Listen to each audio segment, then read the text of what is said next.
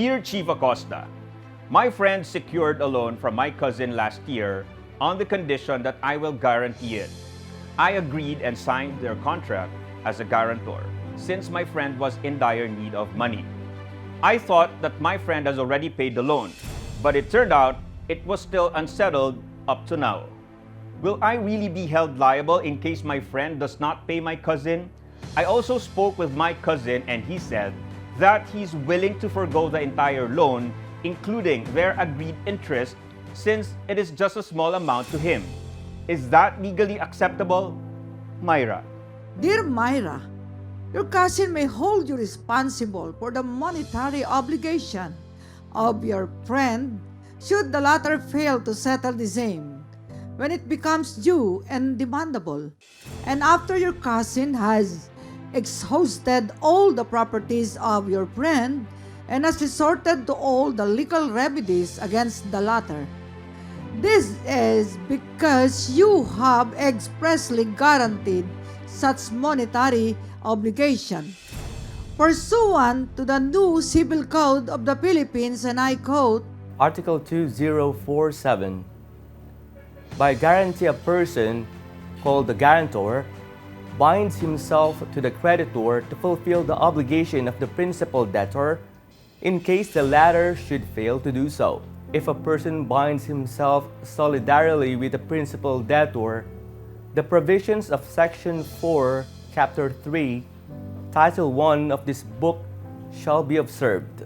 In such case, the contract is called suretyship, Article 2058.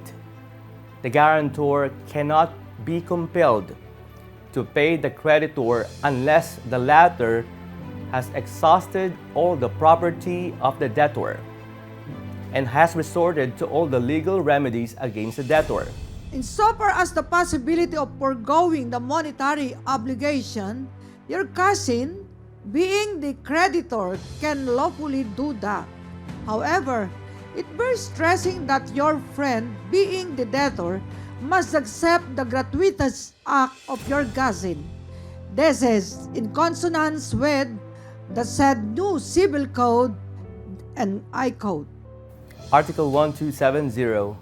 Condonation or remission is essentially gratuitous and requires the acceptance by the obligor. It may be made expressly or impliedly. One and the other kind shall be subject to the rules which govern inefficacious donations. Express condonation shall, furthermore, comply with the forms of donation. Article 1273. The renunciation of the principal debt shall extinguish the accessory obligations, but a waiver of the latter shall leave the former in force. as stated in the law, should the foregoing conditions be complied with, then you will be relieved of the monetary obligation which you have guaranteed. We hope that we were able to answer your queries. Please be reminded that this advice is based solely on the facts you have narrated and our appreciation of the same. Our opinion may vary when other facts are changed or elaborated. Tomorrow, we'll look into another question from our viewers and readers of Dear PAO. This is your host, Dr. Presida V. Rueda Acosta, DSD, the Chief Public Attorney of the Republic of the Philippines. Goodbye for now.